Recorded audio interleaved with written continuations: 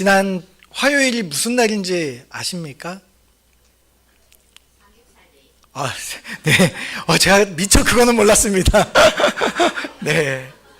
알았었으면 좀 더 특별한 날을 보냈을 텐데. 네. 정월 대보름이긴 했는데, 네. 저희 아이들이 그날이 개기월식이 있는 날이라고, 예, 그걸 너무 보고 싶다고 그러는 거예요. 그래서 제가, 대전의 명물 개족산에 올랐습니다. 예, 이게 저희 가족 사진이거든요. 예, 저 다른 가짜고요. 저희 옆에 사진만 진짜입니다. 예, 개족산에 올라가서 저희 아이들하고 이제 그 달이 가려진 모습도 보게 되고, 그 다음에 밤하늘의 별들도 보고 또 사진도 찍고, 그러고 왔습니다. 다들 개족산 한 번씩은 가셨잖아요, 그죠? 제가 요즘에 대전을 알아가고 있는 중입니다. 근데 저는 처음에는 달을 보고 싶었고 간 김에 별도 보고 싶었는데, 별 보다가 개족산에 올라서 제가 저를 감동시켰던 것은 대전 시내가 그 위에서 올라가서 보니까 한눈에 쫙 보이는 거예요. 위에도 별이 떠 있는 것 같고 아래도 별이 떠 있는 것 같고 너무나 멋졌습니다. 그 야경이 압도적으로 이렇게 딱 제 마음에 이렇게 왔어요. 제가 위에서 이렇게 내려다 보니까 이 대전 시내가, 그 큰 대전 시내가 한눈에 싹 보이는 겁니다. 지금부터 4년 전에 나사의 과학자들이 우주에다가 로켓을 쏘아서 올립니다. 왜 쐈냐? 거기에 망원경을 하나 올려보내려고 쌉니다. 여기서 보는 것보다 우주 나가서 보면 더 잘 보이니까 우주에다가 망원경을 하나, 제임스 웹이라는 우주 망원경을 하나 올려보냅니다. 그리고 나서 밤하늘에 까맣게 보이는 별이 없는 곳, 그 까만색 한 점을 이 망원경으로 찍습니다. 이 사람이 설명하기를 손끝에 모래 하나 올려놓고 이렇게 보는 그 정도의 크기를 그 망원경으로 이렇게 쫙 비춰본 거예요.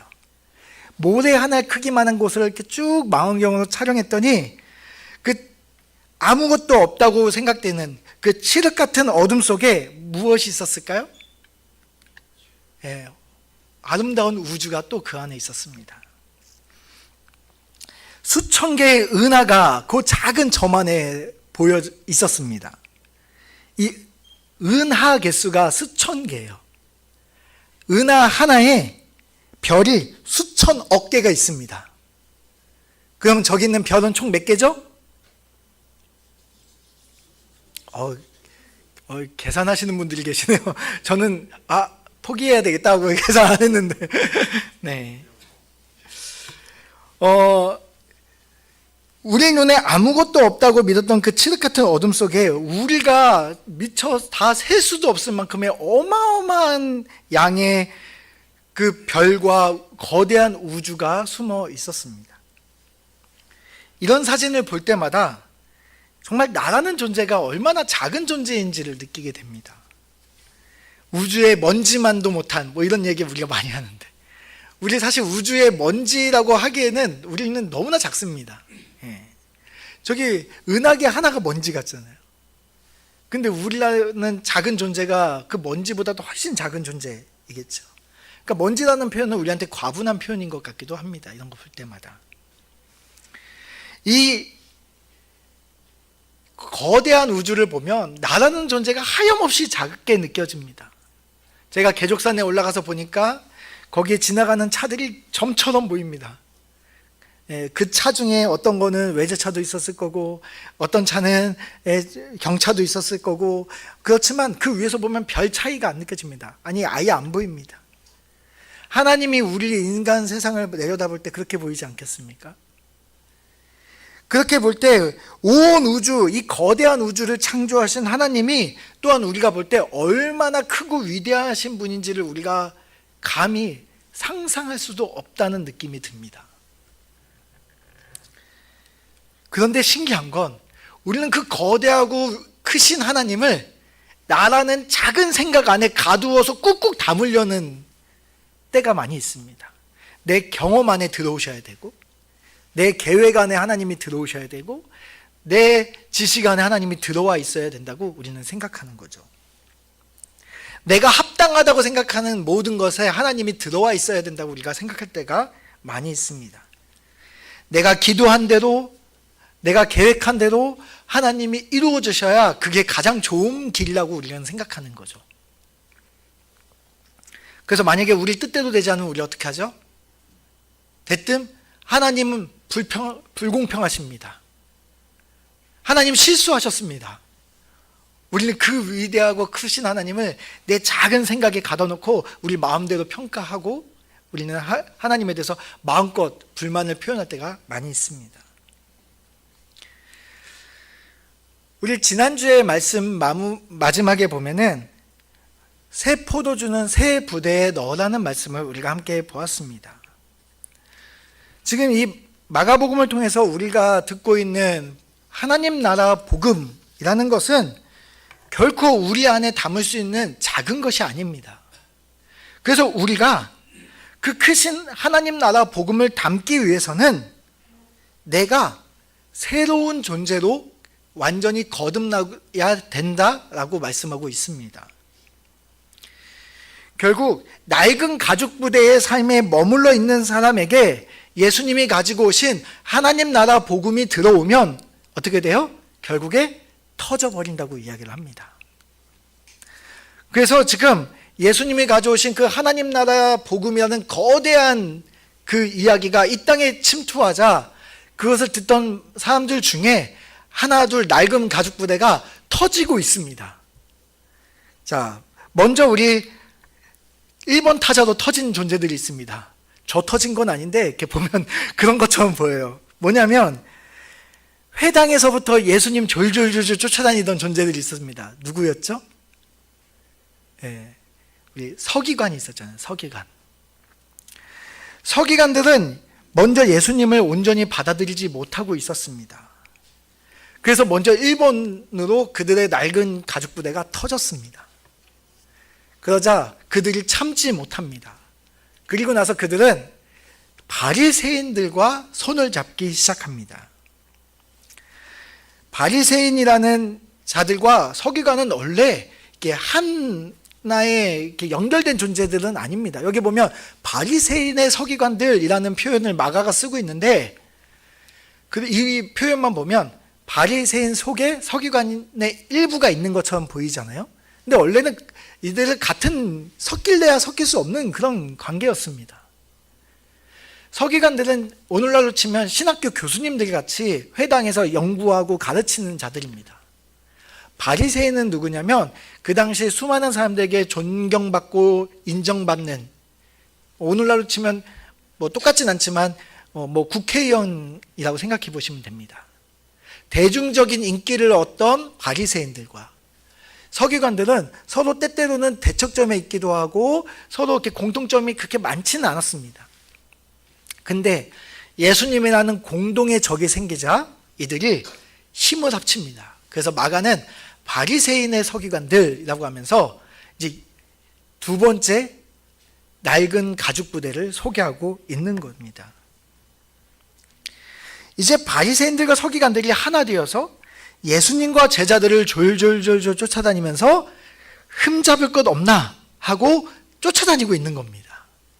자, 그런데 참 이게 이제 앞으로 계속해서 우리가 보겠지만 마가복음에서 등장하는 제자들은 정말 눈치가 하나도 없습니다. 뻔히 쫓아다니는 거 알면 행동을 어떻게 해야 돼요? 조심해야 되겠죠. 근데 어쩜 이렇게 조심성이 없는지 우리 23절 말씀, 우리 좀 잘 안 보일 수도 있는데요. 23절 말씀 다시 한번 읽겠습니다. 시작.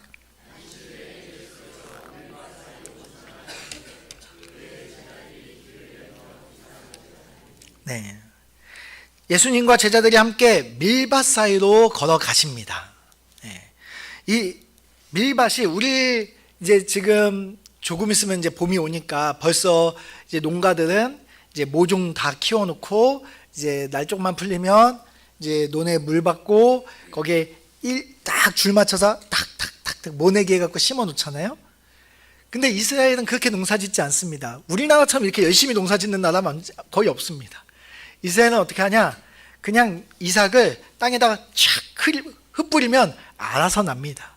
알아서. 그렇게 정성스럽게 안 해도 알아서 납니다. 그러다 보니까 밀밭 가면 길이 없어요. 우리는 논을 가도 그 사이사이 길 있고 삥 둘러서 논두렁이라는 길이라도 차라리 있잖아요. 근데 그런 게 없습니다. 그냥 밀이 가득 차 있는 곳입니다. 심지어 오늘 말씀에서 나오는 밀밭은 아마도 야생 밀밭이었던 것으로 보여지기도 합니다. 그러니까 그 사이에 길이 없었겠죠. 그 길을 걸어가기 위해서, 길을 내기 위해 적은 무리가 아니잖아요. 그러니까 앞장선 사람들이 지나가면서 밀 이삭을 자르며 걸어가고 있었습니다. 길을 열고 있었던 거죠. 그런데 길을 열고 지나가면서 이삭을 자르다가 아마도 제자들이 배가 고팠던 것 같습니다. 이 뒤에 말씀해 보면은 이들이 그것을 먹었던 것을 볼 수 있게 되는데요. 몹시 배가 고픈 제자들이 이삭을 잘라서 먹었습니다. 어떻게 먹었을까요? 딱 손에 이제 이삭 딱 있으면 이거 그대로 먹으면은 거칠거칠하잖아요. 그러니까 껍질이 있으면은 못 먹으니까 어떻게 해야 되죠?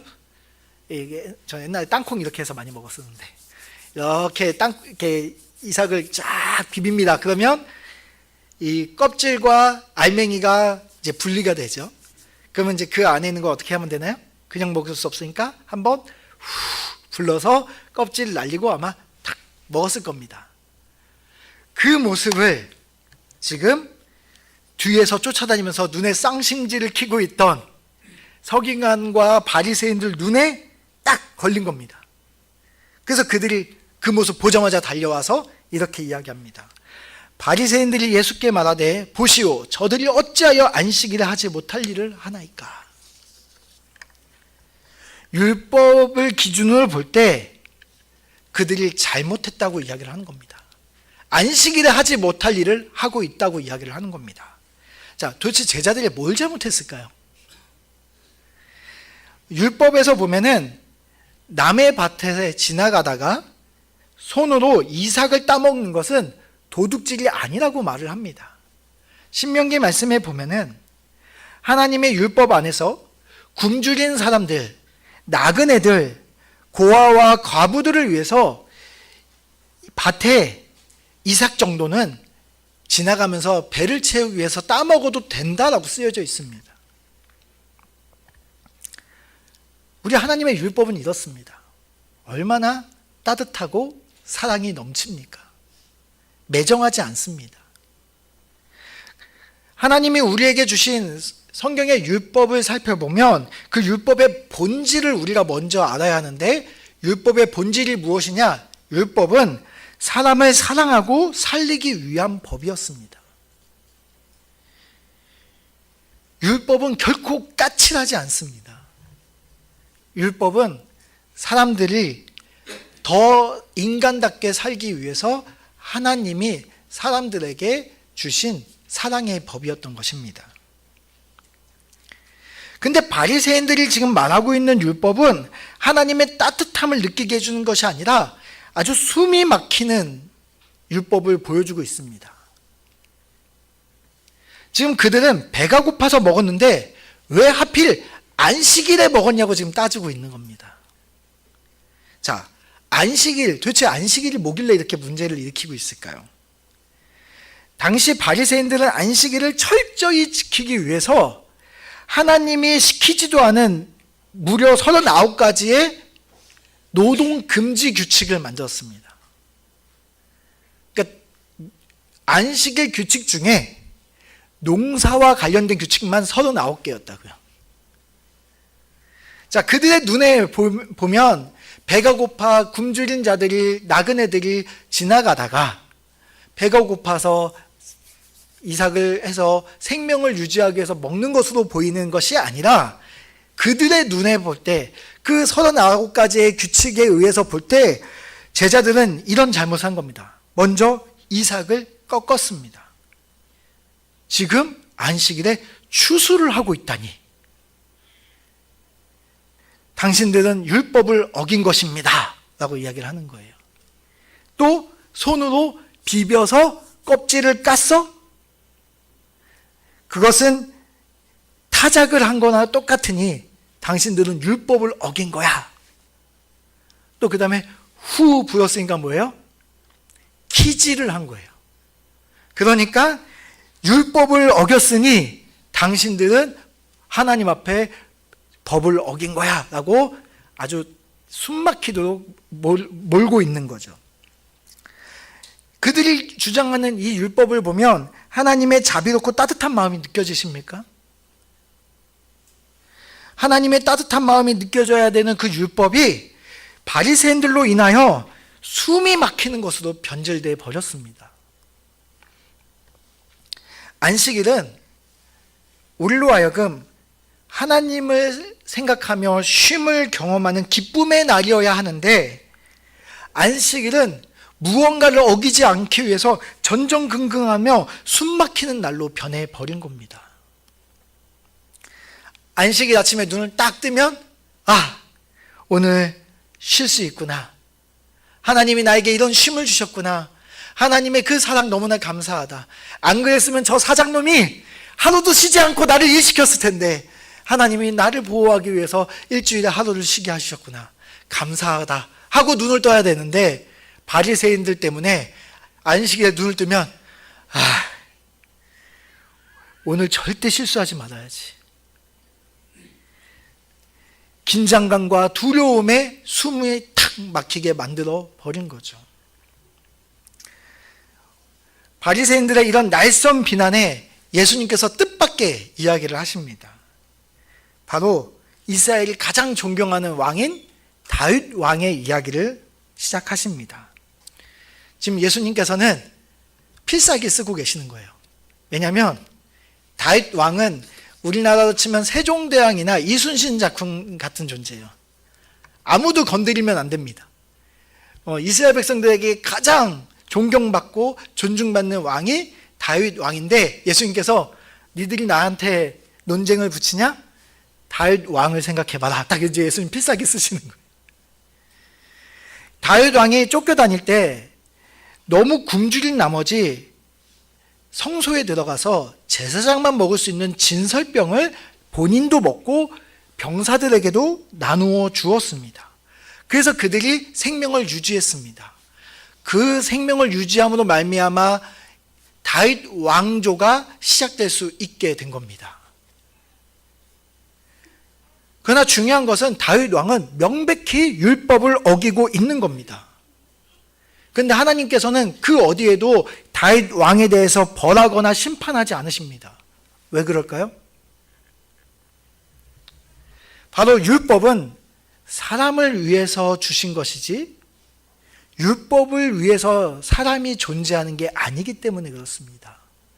생명을 유지하기 위해서 먹는 것으로 하나님이 그들을 심판하지 않으신다는 거죠. 그래서 예수님께서는 이렇게 말씀하십니다. 우리 한번 같이 읽어볼까요? 시작.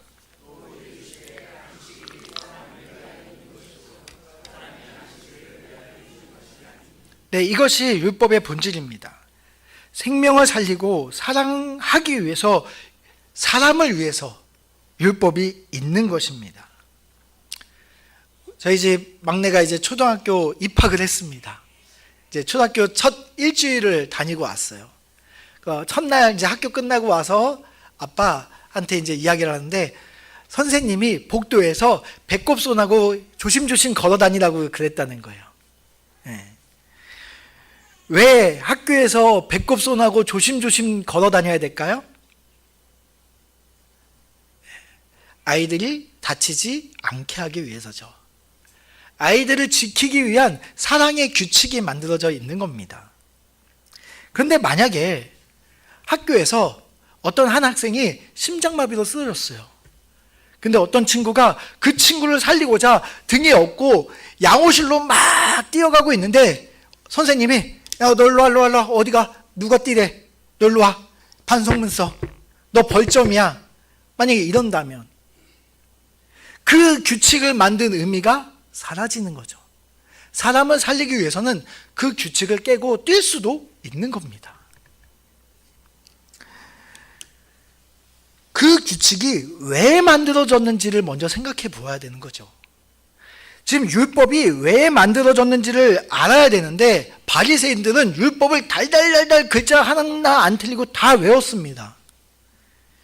율법 속에 담긴 그 내용은 알지 못하고 그냥 달달달달 외우고 그 규칙을 추가로 613가지를 더해가지고 그걸 지키면서 살아는 갔지만 율법에 담긴 하나님의 마음, 그 사랑, 그 긍휼, 그 생명을 향한 마음은 완전히 잃어버린 상태였던 것입니다. 그리고 그들이 이스라엘 사회 전체를 이끌어가고 있기 때문에 이스라엘은 숨막히는 그 율법으로 인해서 질식할 것만 같았습니다. 율법이 613가지예요. 성경에 없는 율법이 613가지입니다. 그래서 예수님 지금 안식일은 사람을 위해 있는 것이다 라는 선언을 하고 있습니다. 이건 유대인들이 듣기에는 충격적입니다. 왜냐하면 당시에는 사회가 안식일 하나 지키기 위해서 전전긍긍하고 살아가는 게 당연하다고 생각하며 살았습니다. 안식일이 오기 전에 식사도 미리 다 만들어 놔야 돼요. 안식일에는 일하면 안 되니까, 노동하면 안 되니까. 그리고 심지어 안식일에는 걸음 숫자까지 정해져 있었습니다. 오늘 여기 교회 오실 때 차 타고 오신 분들, 만약에 우리가 구약 성경에 이 안식일처럼 지킨다 그러면 차 끌고 어제 요 옆에 어딘가에서 텐트 치고 있다가 걸음수 세면서 교회 오셔야 돼요. 네. 만약에 하나라도 어길 경우에는 정죄의 화살을 피할 수가 없었습니다. 그 이야기는 뭔가요? 내가 안식일을 잘 지키고 내가 율법을 잘 지킬 뿐만 아니라 모든 사람들이 저 사람 율법 잘 지키는지를 눈에 쌍심지를 시키고 보고 있었다는 거예요. 어떤 사람은 우리가 이렇게 보다 자매 하고 이렇게 교회 가는 때 만나서 같이 교회 오는 게 아니라 교회 이렇게 뒤에 같이 걸어오면서 몇 걸음 걷나 보자. 하나, 둘 이러면서 그렇게 뒤에서 쳐다보고 있었다는 거죠. 그들은 안식일을 완벽하게 지켜내면 하나님이 기뻐하실 거라고 믿었습니다. 그러나 만약 자신이 안식일을 지키지 못하면 하나님은 자기를 버리시고 벌하실 거라고 생각했습니다. 그래서 안식일이 하나님을 기뻐하는 날이어야 되는데 그 기쁨이 사라지고 안식일이 두려운 날이 되고 전혀 기쁘지 않는 날로 변해버린 겁니다. 안식일이 처음 시작한 날이 언제죠? 안식일의 시작이 언젠가요?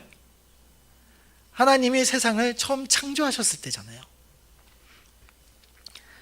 하나님이 세상을 만드시고 6일 동안 온 세상을 다 만드시고 일곱째 날 되신 날에 안식하셨습니다. 쉬셨습니다. 왜 쉬셨을까요? 하나님도 열심히 일하셨으니까 지치셔서 하루 쉬셨을까요? 마지막 6일째 창조된 게 무엇입니까? 바로 인간, 우리잖아요.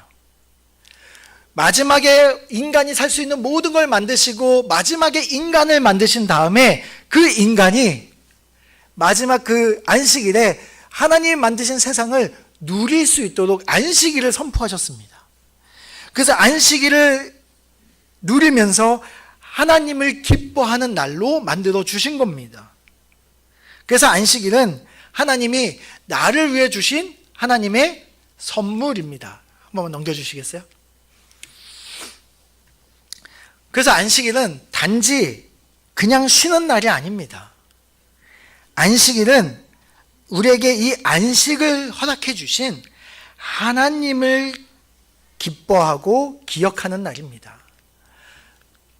하나님이 우리들에게 하신 그 일들을 기억하고 기뻐하는 날이 안식일입니다.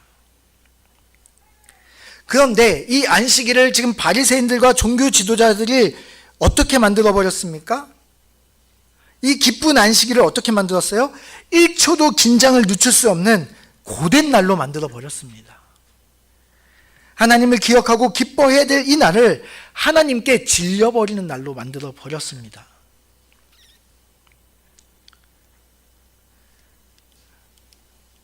이렇게 율법 때문에, 아니 바리새인들이 변질시켜 놓은 이 율법 때문에 숨이 막힌 자들에게 예수님께서 그들에게 자유와 해방을 주는 말씀을 전하십니다. 우리 28절 말씀 함께 읽겠습니다. 시작. 네, 너희가 망쳐놓은 이 안식일의 진짜 주인이 이곳에 나타났다 라고 하면서 예수님이 자기 자신을 소개하십니다. 지금 예수님께서 율법의 안식일의 주인이다라고 말씀하시면 예수님은 누구신 거예요? 예수님이 안식일의 주인이래. 그럼 예수님은 누구신 거예요? 하나님이신 거죠. 다시 말하면 우리 여기서 마가복음 1장 1절에서 봤듯이 지금 예수님은 하나님의 아들이심을 선언하고 계시는 겁니다. 또 예수님은 사람을 사랑하고 살리는 이 안식일의 본질에 맞춰서 모든 사람들을 살리고 구원하기 위해 이 땅에 오신 예수 그리스도이십니다. 그것이 바로 예수님께서 내가 안식일의 주인이라고 선포하는 이 선언에 담긴 의미입니다. 자, 예수님은 이 선언을 하시고 말로만 선언하고 끝내지 않습니다. 예수님은 자신이 하나님의 아들이자 예수 그리스도이심을 증명하기 시작하십니다. 우리 3장 말씀인데요.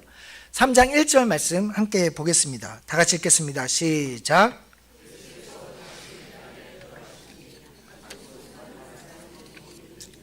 네, 예수님께서 다시 회당에 들어가십니다. 지금 안 그래도 지금 예수님하고 지금 적대적인 관계 속에 있는 그 서기관행과 바리새인들의 소굴로 예수님 지금 들어가시는 거예요. 적진으로 들어가신 겁니다. 자, 그리고 그들에게 자신이 하나님의 아들이고 예수 그리스도임을 보여주시기 위해서 그들에게 그 안식일의 주인의 모습을 이렇게 보여주십니다. 한쪽 손 마른 사람을 향해 나아가십니다. 왜 손이 말랐는지는 나와 있지 않습니다. 어떤 질병 때문인지는 알 수 없습니다. 뭐 신경이나 근육이 손상되어 손이 마른 건지, 아니면 뭐 뇌나 어디 다른 기관에 문제가 있어서 손을 쓸 수 없는 상태인지 알 수 없지만 지금 한쪽 손을 완전히 쓸 수 없는 상태의 사람을 보게 됩니다. 누가는 의사였는데 누가는 이 상황을 이렇게 소개합니다. 그 사람은 오른쪽 손이 말랐다고 기록합니다. 당시 사회에서 노동 중심의, 그것도 농사 중심의 사회에서 오른쪽 손은 무엇이었을까요? 노동의 핵심 수단이었습니다. 자, 그 노동의 핵심 수단, 그것을 잃어버린 사람이에요. 그 이야기는 뭔가요? 생계 수단을 완전히 잃어버린 인생의 절박한 상황 속에 놓여있는 한 사람을 만나게 되는 겁니다. 그 위태위태한 한 사람을 지금 만나고 계시는 거예요. 자, 그런데 여기서 바리새인들과 서기관들이 어떻게 반응합니까? 2절에 보니까 그들은 예수를 고발하려고 그 사람을 고치나 안 고치나 보고 있습니다. 안식은 생명을 살리는 날임을 이야기했음에도 불구하고 또 여전히 그들은 자신이 가지고 있는 39가지의 그 굴레에서 벗어나지 못하고 옛 낡은 부대의 눈으로 예수님을 바라보고 있는 겁니다. 그래서 예수님은 그들의 눈을 보시고 이렇게 질문하십니다. 우리 4절 말씀 같이 읽겠습니다. 시작.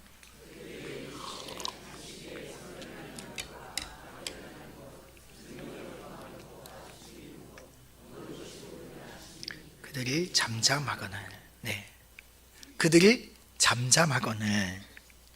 지금 이번에는 두 번째 예수님 앞에 터지는 낡은 가죽 부대를 보게 됩니다. 그들이 잠잠했습니다. 안식일에 사람을 살리는 것과 죽이는 것 무엇이 옳으냐? 라고 물어보시는 거죠. 바리새인들은 안식일에 아무것도 안 하면 하나님이 기뻐할 거라고 생각했습니다. 그러나 하나님께서는 생명을 살리는 것을 기뻐하신다는 사실을 지금 예수님은 보여주고 계시는 거죠. 그래서 예수님께서는 그들이 잠잠하지만 그들의 마음에 변화가 없음을 보셨습니다. 그래서 5절에 보니까 그들의 마음의 완악함을 보셨습니다. 그래서 어떻게 하세요? 탄식하십니다. 슬퍼하십니다. 그리고 그 다음에 보니까 노하셨습니다. 분노하셨습니다. 그리고 나서 손 마른 사람에게 이렇게 말합니다. 내 손을 내밀라. 그리고 그 손이 회복되었습니다. 지금 예수님은 바리새인들이 꼼짝 못하도록 손을 얹지도 만지시지도 아무것도 안 하고 말로만 손을 내밀어 봐 하고 고치셨습니다. 여러분, 안식일의 주인 예수님의 모습을 우리는 보고 있는 겁니다. 멈춰버렸던 생명이 다시 흐르고 오그라든 그 손과 영혼이 다시 펴주고 절박한 상황 속에 있었던 그를 다시 구원하여 일으켜 세우는 안식일의 주인이 이 땅에 오셔서 우리에게 가져오신 새 하나님 나라와 새 땅을 보여주고 있는 겁니다. 예수 그리스도로 말미암아 여기 손 마른 이 한 사람은 새 생명을 얻게 되었습니다. 예수님께서는 그래서 안식일의 주인이십니다. 안식일의 주인이시라는 말은 또 한 가지, 예수님께서 우리의 죄의 짐을 대신 지시고 안식을 주신 분이라는 뜻을 가지고 있습니다. 예수님은 단지 이 땅에 병을 고치는 안식을 주는 그 정도가 아니라 우리 인간이 도저히 해결할 수 없는 죄의 무거운 짐을 대신 지시고 우리에게 참된 안식을 주기 위해 이 땅에 오신 분이십니다. 그래서 우리가 잘 아는 말씀 마태복음 11장 28절에 보면 예수님은 우리들에게 이렇게 초청하십니다. 우리 다 같이 읽어볼까요? 시작.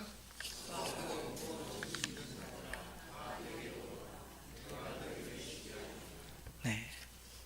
다 내게로 오라. 내가 너희를 쉬게 하리라. 안식일의 주인이신 그분께 나아가면 우리가 그분으로 인하여 참된 쉼을 얻게 되는 것입니다. 예, 오늘 안필기 집사님 아까 거두시는데 옷이 너무 멋있는 거예요. 예, 막 집사님들이 옆에서 사장님 그러시던데, 우리 집사님이 저한테 목사님 오늘 저랑 같이 식사하러 가시죠 하고선 흑백요리사의 심사위원으로 왔던 안성재 셰프가 운영하는 모수라는 식당에 저를 데리고 갑니다. 여기가 1인분에 얼마인지 아십니까? 42만 원입니다. 근데 예약이 안 됩니다. 너무 많아서. 제가 예약했으니 목사님 가시죠 라고 갑니다. 그리고 나서 그 최고급 요리를 저희가 딱 먹습니다. 그리고 나서 집사님이 카드를 쫙 꺼내면서 결제를 하고 나가십니다. 근데 왜 집사님이 나갔는데 제가 안 나오는 거예요. 집사님이 아무리 기다려도 제가 안 나와서 다시 들어가 봤더니 제가 앞치마 메고 설거지하고 있는 겁니다. 아니 목사님 왜 그러세요? 그랬더니 제가 42만 원이 없어가지고요 설거지 좀 하고 42만 원 갚으면 집에 가려고요 이러고 있는 겁니다. 그 모습을 보면 우리 집사님 마음이 얼마나 답답하시겠어요. 내가 다 결제했다고요 목사님. 그럴 리가 없습니다. 집사님 이게 42만 원 2개만 원 84만 원 집사님 그럴 리가 없습니다. 제 밥값은 제가 해야 됩니다 하고 제가 설거지하고 있으면 얼마나 답답하시겠어요. 제가 그렇게 집사님이 결제하신 것을 제가 믿는다면 제가 전전긍긍하며 앞치마 메고 설거지할 필요가 전혀 없습니다. 저는 그냥 그 베풀어 주신 그 사랑에 감사하고 맛있게 먹고 사진 찍고 공유하고 집사님 너무 맛있네요 라고 하고 이렇게 누리면 됩니다. 이것이 우리가 안식일을 대하는 태도여야 합니다. 다시 말하면 우리의 복음을 대하는 우리의 태도여야 합니다. 우리는 예수님이 이미 다 해놓으신 일을 우리는 다 선물로 받았습니다. 그래서 그분 안에서 우리는 기쁨을 누리는 것입니다. 안식일의 주인이신 예수님께서는 우리가 안식, 그 죄의 무게에서, 그 죄의 수고하고 무거운 짐에서 우리에게 쉼을 주시기 위해 예수님께서 하신 일은 십자가 위에서 죽으신 것입니다. 그리고 예수님이 십자가에서 죽으시면서 마지막 하신 그 말씀은 내가 다 이루었다입니다. 예수님께서는 우리의 그 죄의 무거운 무게를 예수님께서 십자가를 지심으로 말미암아 예수님께서 다 이루었다 하고 사인하고 나가신 겁니다. 우리는 그 예수님으로 말미암아 내가 한 것은 아무것도 없지만 그 십자가의 은혜를 누리고 우리의 죄의 그 무거운 짐을 내려놓고 우리 안에 참된 안식을 누릴 수 있게 되는 겁니다. 그럼에도 불구하고 여전히 율법이라는 앞치마를 두르고 내 힘으로 구원을 얻어보겠다고, 혹은 내가 오늘도 실수할까봐, 오늘도 내가 하나님 앞에 벌 받을까봐 두려워 떨며 영적인 그 주방에서 매일매일 설거지하는 모습으로 그렇게 무겁게 살아가는 경우가 있을 수 있다는 겁니다. 구원받았는데, 여전히 나는 하나님 앞에 다 용납되어졌는데, 하나님의 자녀로 나를 완전히 받아주셨는데, 여전히 내가 뭔가 봉사를 더해야 사랑을 받을 것 같고, 내가 뭔가 헌금을 더해야 하나님이 나를 복 주실 것 같은 그러한 우리의 마음, 그 믿음 없는 마음에 우리가 사로잡힐 수 있다는 이야기입니다. 구원은 내가 예수님께서 하신 그 일을 믿는 겁니다. 내가 무엇을 하는 게 아니라 예수님께서 하신 일을 내가 믿는 겁니다. 내가 예수님께서 하신 일을 다 알아야 우리가 구원받을 수 있을까요? 그럼 저도 구원 못 받지 못합니다. 예수님의 그 큰 구원, 온 우주를 창조하신 그 하나님의 그 위대한 계획을 우리가 다 알 수는 없습니다. 그런데 나를 구원하셨다는 그 예수님의 말씀을 나는 믿는 거예요. 그걸 다 알지 못하고 다 이해할 수 없지만 나는 그 말씀을 믿는 겁니다. 그래서 그 죄의 식당의 문을 열고 그냥 걸어 나오는 거예요. 그것이 우리의 믿음입니다. 내가 이 거대한 구원의 이야기를 다 머리로 이해할 수는 없지만 나를 위해 십자가를 지신 그 예수님을 믿고 그냥 받아들이는 거예요. 그리고 누리는 겁니다. 이게 복음입니다. 그래서 복음 안에 살아가는 사람의 삶은 누리는 삶을 보게 됩니다. 근데 복음 밖에서 여전히 우리가 율법적인, 구원받았음에도 불구하고 율법적인 삶을 살 수도 있다는 겁니다. 전혀 복음을 누리지 못할 수 있다는 거예요. 하나님을 생각하면 숨이 턱 막히는 겁니다. 오늘 주일 예배 나오시면서 눈을 떴을 때 여러분 숨이 턱 막히셨나요? 하나님을 향한 그 기쁨과 찬양이 나오셨나요?